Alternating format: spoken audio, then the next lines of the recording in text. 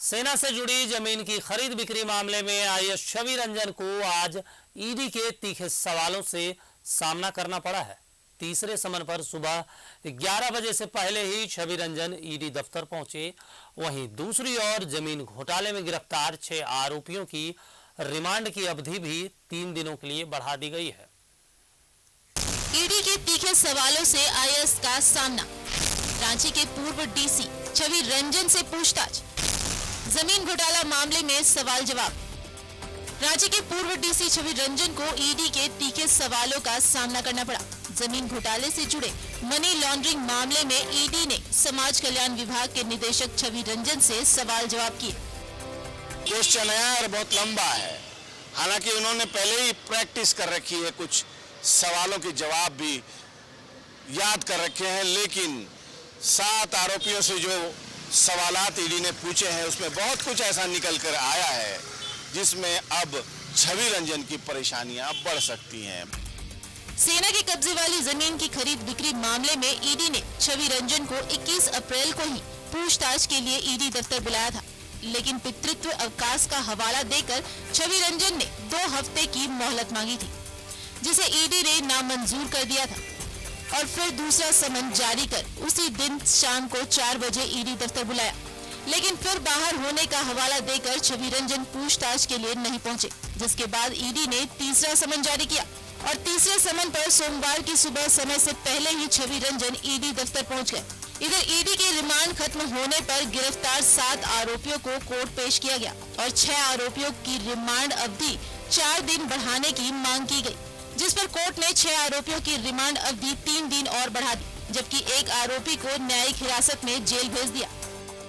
ये जो 7 आरोपी हैं, इन्होंने फर्जीवाड़ा कर, फर्जी दस्तावेज बनाकर रांची में न सिर्फ ये कि सेना के बरियातू वाली उस जमीन को बेचने का कुकृत्य किया, बल्कि अब और भी ऐसी कई जमीनों पर ईडी की नजर है जो कोलकाता से मंगाकर लगाए गए दस्तावेज के आधार पर बेची गई है। उनमें तो 6-7 प्लॉट तो रांची में ही है और इतना भी पता चला है कि जो अफसर खान है, जो रिम्स में एक कर्मचारी हुआ करता था, उसके क्रिमिनल रिकॉर्ड्स भी सामने आए हैं, उस पर एक मर्डर का भी चार्ज। तो आप समझ सकते हैं कि ये जो नेटवर्क है जो फर्जीवाड़ा कर सिर्फ जमीन नहीं बेचता है बल्कि जान भी ले लेता है। बरियातू में सेना से जुड़ी जमीन की अवैध खरीद बिक्री खुलासा हुआ था, जिसकी जांच अब ईडी कर रही है। 13 अप्रैल को इसे लेकर ईडी की टीम ने छवि रंजन समेत कई आरोपियों के ठिकानों पर छापेमारी की थी, जिसके बाद बड़गाई सीआई और जमीन कारोबार से जुड़े 6 लोगों को गिरफ्तार किया गया था। अब रहा सवाल कि वो कौन सी चीजें थी जिसके आधार पर ईडी को शक हुआ कि ये सेना की जमीन, कब्जे वाली जमीन में फर्जीवाड़ा है। तो वो चीजें थी 1932 में भोजपुर में जिला का मेंशन होना, पिन कोड का मेंशन होना जो उस वक्त चलन में नहीं था, और तीसरी सबसे अहम बात कि वेस्ट बंगाल लिखा हुआ था जबकि उस वक्त बंगाल हुआ करता था। बहरहाल जो कोई फर्जीवाड़ा करता है कहीं न कहीं उससे गलती हो ही जाती है जब उसके दिन पूरे हो जाते हैं, और जिन लोगों के दिन पूरे हो गए हैं वो ईडी दफ्तर की चक्कर लगा रहे हैं या फिर होटवार जेल में चक्कियां पीस रहे हैं। ईडी की रिमांड पर पूछताछ के दौरान गिरफ्तार आरोपियों ने कई राज उगले, जिसके आधार पर अब आईएएस छवि रंजन से सवाल पूछे गए, लेकिन मामले में ईडी को कई सबूत मिले हैं जिससे छवि रंजन की मुश्किलें बढ़ सकती हैं। न्यूज़ 11 भारत के लिए रांची से दीपक उरांव के साथ शहनवाज अख्तर की रिपोर्ट। और इस खबर पर ज्यादा जानकारी के लिए हमारे साथ लाइव शहनवाज जुड़े हुए हैं। शहनवाज, पहले 21 जगहों पर छापा, उसके बाद 7 आरोपियों को लगातार रिमांड बढ़ा, रिमांड पर रिमांड। अब जब समय मांगे आईएएस छवि रंजन तो समय नहीं दिया गया। ऐसा लग रहा है कि ईडी को सब कुछ पता है, उनके पास सबूत भी है, लेकिन बस आईएएस छवि रंजन से उगलवाना चाहते हैं। हाँ, बिल्कुल सही आकलन है आपका, क्योंकि जिस तरह से पहली बार ऐसा हुआ है कि ईडी के समन पर वकील के द्वारा जो एप्लीकेशन लेकर के आए हैं उसको डिनाई किया गया, रिफ्यूज किया गया है, और ये सख्त आदेश दिया गया कि 24 तारीख को हर हालत में आप हाजिर हों। इसका मतलब साफ है, उसको इस तरह से समझिए कि जब रेड हुई थी ईडी की छवि रंजन समेत 22 ठिकानों पर, उसमें छवि रंजन के मोबाइल से कथित रूप से एक चैट पकड़ा गया था जिसमें क्वेश्चनर की प्रैक्टिस हो रही थी कि ईडी क्या क्या पूछ सकती है। तो ये बात जब छवि रंजन को भी पता थी कि ये गंभीर मामला है और ईडी ने बहुत कुछ, बेशक उनके आवाज से कुछ खास न मिला हो, कोई बड़ा कैश का बरामदगी नहीं हो पाई हो, लेकिन कुछ न कुछ लिंकेज ऐसा जरूर मिला है।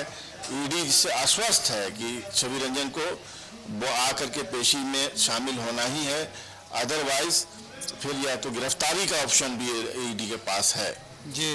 और जिन 7 लोगों को गिरफ्तार किया गया है उनकी रिमांड अवधि आज खत्म हो गई थी, उनकी रिमांड मांगी गई, एक को छोड़कर यानी एक फयाज खान को छोड़कर बाकी 6 लोगों को 3 दिन की और रिमांड मिली है। और फिर ईडी उनको लेकर के आई और आके उनका मेडिकल चेकअप हुआ और मेडिकल चेकअप होने के बाद फिर उनको आमने सामने बैठाकर छवि रंजन के सामने क्रॉस वेरिफिकेशन कराया गया है।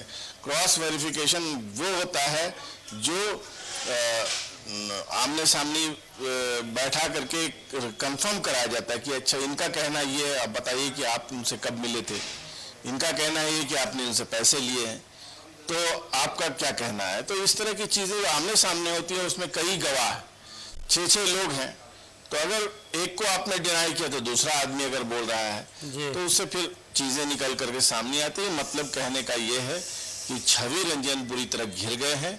अब किसी भी दिन किसी भी समय उनकी गिरफ्तारी भी हो सकती है कि उनकी नौकरी भी खतरे में पड़ेगी, अभी फिलहाल सस्पेंड होंगे। लेकिन इन सब के पीछे एक बात तो साफ है कि छवि रंजन एंड कंपनी, अफसर खान छवि रंजन एंड कंपनी ने सिर्फ एक ही जमीन बरियातू में जो सेना की कब्जे वाली जमीन ही के फेरा फेरी नहीं की है, बल्कि ऐसे 6-7 जमीनें हैं जहां पर कोलकाता रजिस्ट्री ऑफिस के फर्जी वाले कागज से प्रदीप बागची की मिली भगत से झारखंड में फर्जीवाड़ा हुआ है। अब ईडी उस जांच का दायरा बढ़ाते हुए देवघर, हजारीबाग, रामगढ़, गिरिडीह जैसे शहरों में भी बहुत सारी ऐसी रजिस्ट्रीज हुई है। देखिए, रजिस्ट्री का जो अधिकार है वो रजिस्ट्रार का होता है, उसमें डीसी का बहुत बड़ा रोल होता है। बहुत सारी जगह पर जिसमें देवघर भी शामिल है, वहां पर एलपीसी के आधार पर, लीगल पोजीशन सर्टिफिकेट के आधार पर रजिस्ट्री होती है और एलपीसी ग्रांट करते हैं डीसी। तो वहां भी बहुत बड़ा घपला घोटाला देवघर में आज न कल आप सुन लेंगे। देवघर में जो डीसी रहे हैं, आज से पहले बहुत सारे ऐसे डीसी रहे हैं जो अब वहां से हट के कहीं सचिव तक हो गए हैं, प्रमोशन हो गया है। लेकिन अब जब सुराग लेने के लिए ईडी झांक रही है कागजों में, तो पता चल रहा है कि वहां बहुत बड़ा घोटाला, खास करके देवघर में जमीन से संबंधित बहुत बड़ा घोटाला है। अब आइंदा जो पर्दाफाश होगा उसमें आप देखेंगे कि देवघर के 1-2 डीसी जो उस वक्त थे, पुराने, आज के नहीं, 8-10 साल पुराने डीसी के पद पे जो लोग रहे, 6-7 साल पहले रहे, उन सब की गर्दनें नपेंगी और एक बड़ा खुलासा होगा। उसमें कई लोग पकड़े जाएंगे, कई जमीनों की रजिस्ट्री कैंसिल होगी, एक बड़ा बवंडर, एक बड़ा बवेला होने वाला है। और जो ये छवि रंजन की पेशी है, इसका अंजाम आपको मैं बता देता हूं। आपने सुना होगा, न्यूज़ 11 ने ही उस खबर को बहुत प्रमुखता से चलाया था। खाता नंबर 119 जो है इधर हेहल में, उससे रिलेटेड एक बहुत बड़ा प्लॉट है जो छवि रंजन के कलम से उसको रजिस्ट्री की गई थी, कब्जा भी दिलाया गया था। बाद में ये बात काफी बढ़ गई थी, बहुत विवाद भी हुए इस पर, और उसमें बड़े बड़े रसूखदार लोगों की हिस्सेदारी है। और शहर का सबसे बड़ा जो जमीन का खरीदार है वो भी अब परेशानी में है और कई एंगल से फंसता हुआ दिखाई दे रहा है। कई जमीनें उसने खरीदी हैं रांची में और सब कहीं न कहीं कुछ न कुछ उसमें सवाल है, कुछ न कुछ दाल में काला है।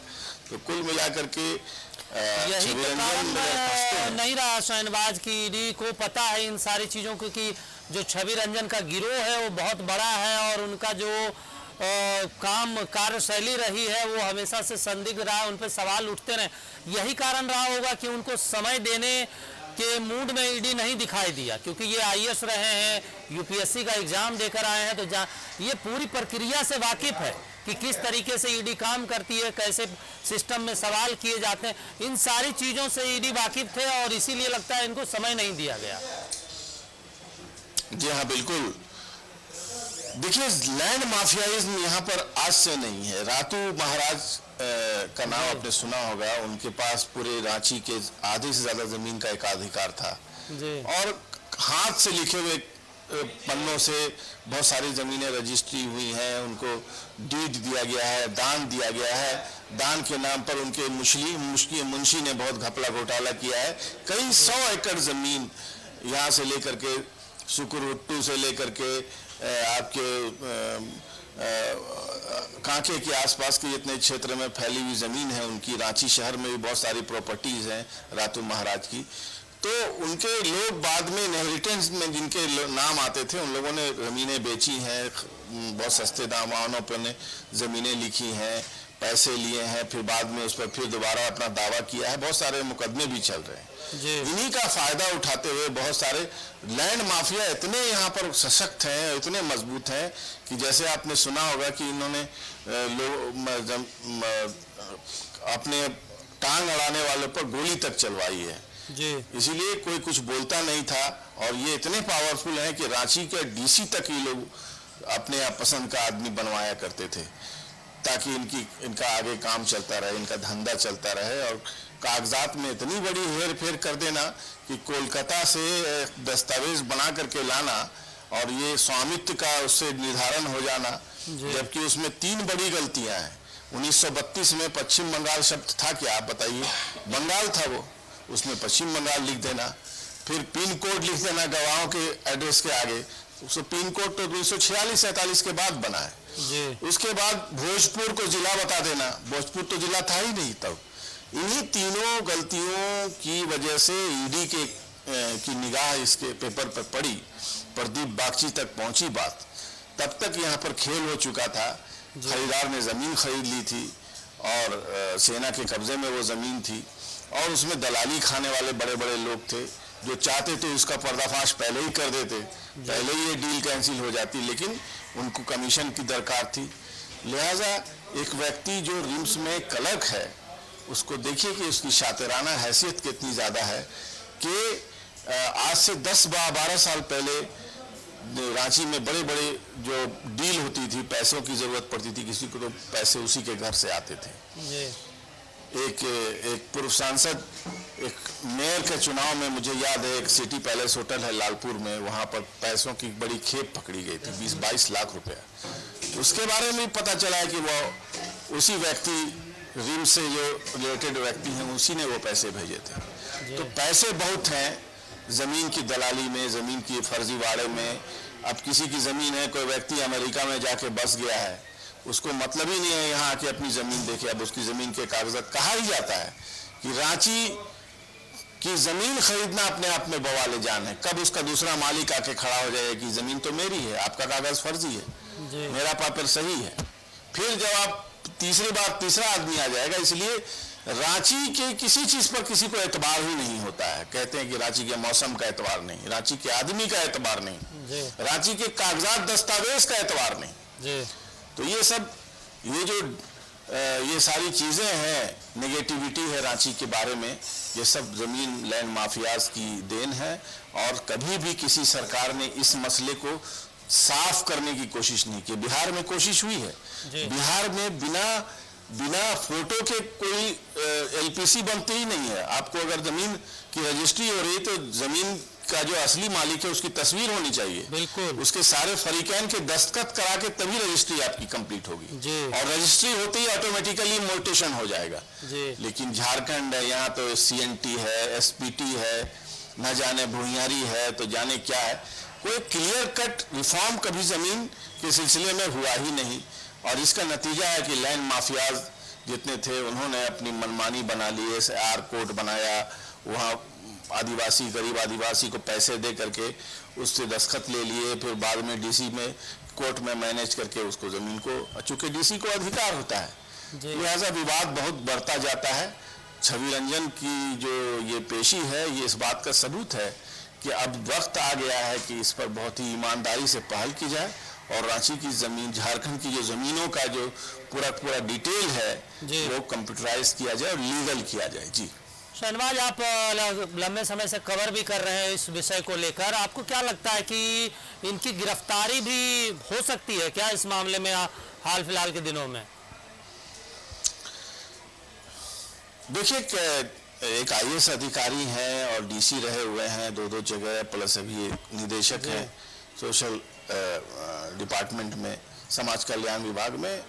जाहिर है अगर वो आज पूछताछ के लिए उपलब्ध हुए हैं जिस तरह से और उन्होंने कोऑपरेट किया है तो हो सकता है कि गिरफ्तारी नहीं हो, लेकिन हाँ अगर कुछ सबूत ईडी के पास ऐसे तगड़े पर मिल गए होंगे तो मेरे ख्याल से तब ईडी जो है अब गिरफ्तारी करेगी और वो कभी भी हो सकती है, क्योंकि अभी तक हम आपसे बात कर रहे हैं छवि रंजन अंदर से बाहर नहीं आने दिया गया है। 9 घंटे 10 घंटे से पहले छोड़ते भी नहीं है ईडी के अधिकारी और पूरी तैयारी है उनकी। क्वेश्चनेयर हालांकि थोड़ा सा लीक जरूर हो गया था, लेकिन क्वेश्चनेयर को फिर से और चुस्त और टाइट कर दिया है ईडी के अधिकारियों ने और क्रॉस वेरिफिकेशन भी हो गया। आप देखें कि 6 लोगों की रिमांड भी इसीलिए ली गई है।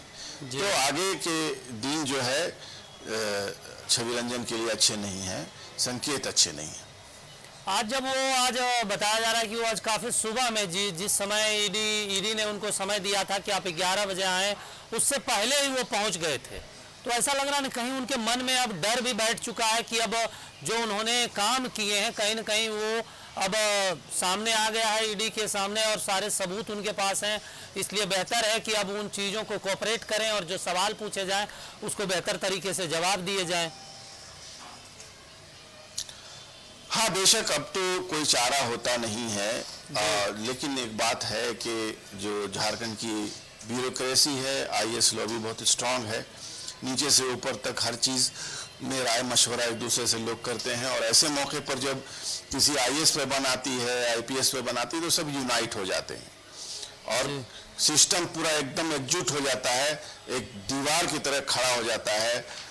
कई मिसालें हैं लेकिन यहाँ पे उसकी चर्चा उचित नहीं है, लेकिन ये भरम अब उनका टूट रहा है। पूजा सिंघल प्रकरण में जिस तरह से हुआ और जिस तरह से पूजा सिंघल को मनरेगा घोटाले में बचाने के लिए एसआईटी का गठन करना, क्लीन चिट दे देना, ये सब एक हद तक तो ठीक है, लेकिन अब इस तरह से अगर आप करेंगे कि फर्जी दस्तावेज पर ज़मीन अब बेचने के गैंग में शामिल हो जाएंगे, अगर ये आरोप सही है तब तो मेरे ख्याल से तो हद तो किसी भी चीज़ की जब होती है तो बांध टूट जाते हैं और फिर आता है सैलाब।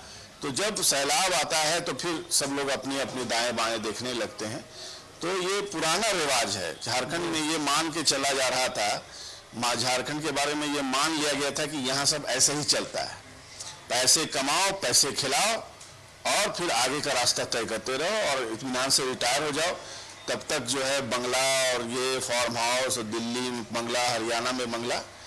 लेकिन देखिए अब जिस वक्त बदलता है, चीज़ें अब बदल रही हैं, तो अब लोगों को भी सोचना चाहिए कि हम जितना कुछ कर रहे हैं, अगर इस बीच में वीरेंद्र नाम की मिसाल लें तो अब क्या मिलेगा उस शख्स को। 7-8 बंगले भी चले गए, 30-35 लाख रुपए का अकाउंट भी सीज हो गया। अब उस व्यक्ति का, उसके परिवार का क्या भविष्य है?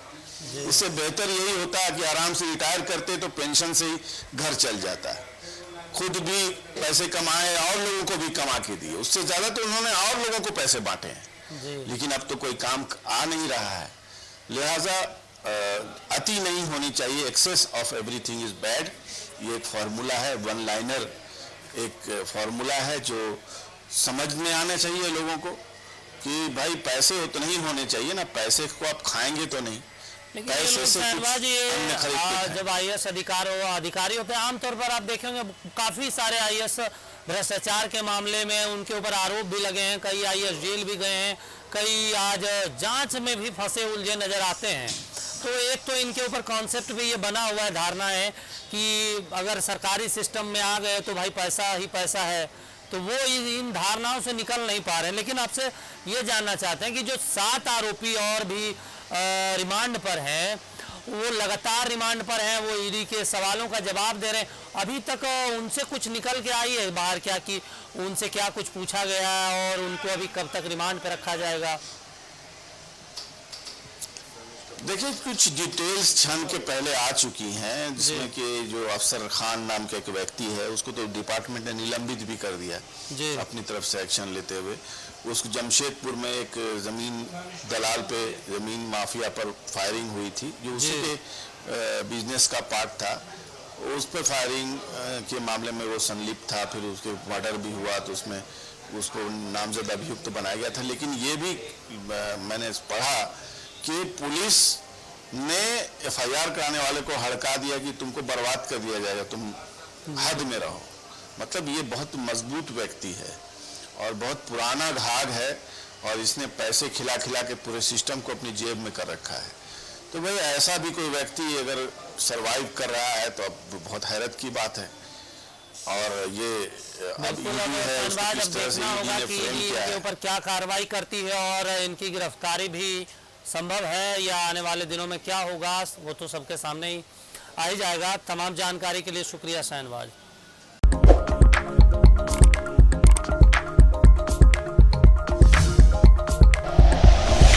Like and share videos, subscribe करें हमारा चैनल और प्रेस करें बेल आइकॉन। News 11 भारत, सच है तो दिखेगा।